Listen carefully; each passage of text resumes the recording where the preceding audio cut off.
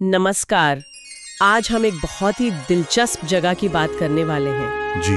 उत्तराखंड में बिनसर की खूबसूरत वादियों में एक खास स्थान है, श्री सिद्धेश्वर महादेव मंदिर। बिनसर तो वैसे ही बहुत सुंदर है। बिल्कुल।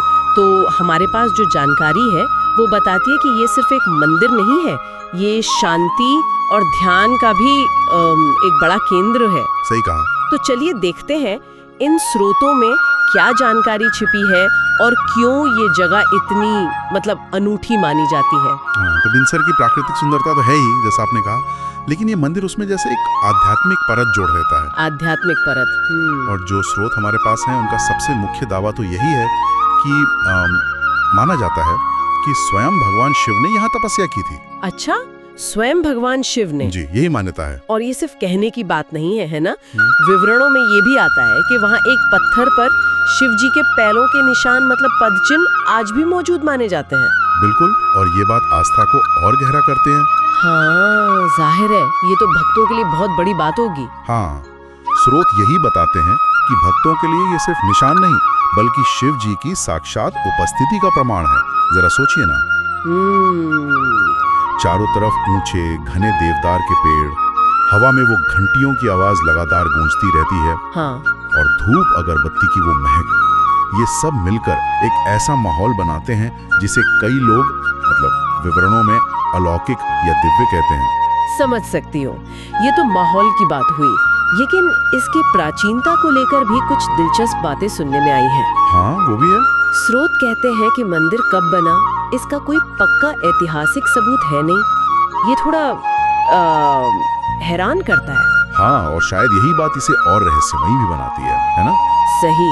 जो स्थानीय मान्यताएं हैं और कुछ विवरण जो मिलते हैं वो तो इसे कलियुग से भी पहले का बताते हैं। कलियुग से भी पहले? बाप रे। हाँ, यानी जो हिंदू काल गणना का हमारा वर्तमान चक्र है उससे भी प्राचीन।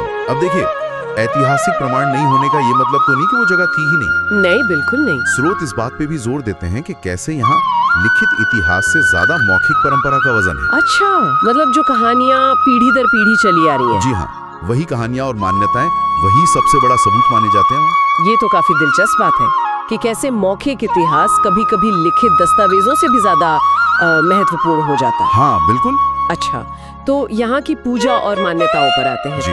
मैंने पढ़ा कि सोमवार का दिन यहाँ बहुत खास होता है। हाँ, हर सोमवार को विशेष पूजा तो होती ही है, लेकिन सावन के महीने में तो यहाँ का नजारा ही कुछ और होता है। सावन में? जी, स्रोत बताते हैं कि तब सिर्फ उत्तराखंड से ही नहीं बल्कि दूर दूर के राज्यों से भी हजारों लोग आते हैं दर्शन के लिए। हजारों लोग? हाँ, कुछ विवरणों में तो ये भी लिखा है कि सावन के सोमवार को मंदिर तक जाने का जो रास्ता है वो श्रद्धालुओं से ऐसा भर जाता है कि पैर रखने की जगह नहीं मिलती। अरे बाप रे। लेकिन फिर भी लोगों की श्रद्धा देखिए कम नहीं होती। वाह, ये तो वाकई आस्था की शक्ति है।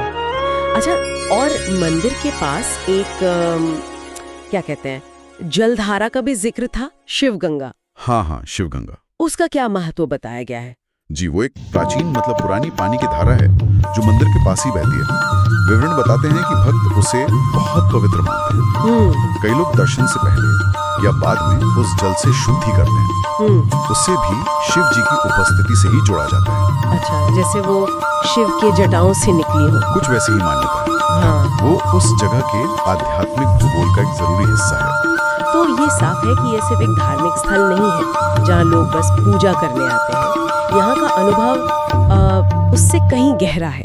बिल्कुल सही। एक गजब की शांति मिलती है, ऐसी शांति जो ध्यान और आत्मचिंतन के लिए प्रेरित करती है। सही कहा आपने। कई लोगों ने अपने अनुभवों में लिखा है कि यहाँ आकर ऐसा लगता है जैसे शिव मन में विराजमान हो रहे हों। वाह। और स्रोत कहते हैं कि ये सिर्फ धार्मिक भावना नहीं है, ये उस जगह की जो प्राकृतिक ऊर्जा है, वहाँ की शांति, पवित्रता, उन सब का मिला जुला असर है। हाँ, वो देवदार के जंगल, ऊंचाई, एकांत। हाँ, ये सब मिलकर ध्यान के लिए एक बहुत ही अच्छा वातावरण बनाते हैं। तो ये सिर्फ पूजा नहीं है, ये एक तरह की आध्यात्मिक थेरेपी भी है। यानी प्रकृति और आस्था का एक बहुत ही अनूठा संगम है ये। निश्चित रूप से। तो अगर हम इस सारी जानकारी को समेटें तो सिद्धेश्वर महादेव मंदिर सिर्फ एक पूजा का स्थान भर नहीं है। नहीं, बिल्कुल नहीं। जो ध्यान और सुकून की तलाश में है। ये सब जानने के बाद मेरे मन में एक सवाल आ रहा है। जी। आखिर ऐसा कैसे होता है कि कुछ स्थान समय के साथ ऐसी आध्यात्मिक ऊर्जा और गहरी शांति के केंद्र बन जाते हैं। क्या ये पूरी तरह लोगों की जो अटूट आस्था है, जो विश्वास है, उसका नतीजा है, या फिर उस स्थान की प्रकृति में ही, उसके भूगोल में, उसकी तरंगों में ही कुछ ऐसा खास होता है जो इस दिव्यता को जन्म देता है? ये सोचने वाली बात है। हाँ, इस पर विचार किया जा सकता है।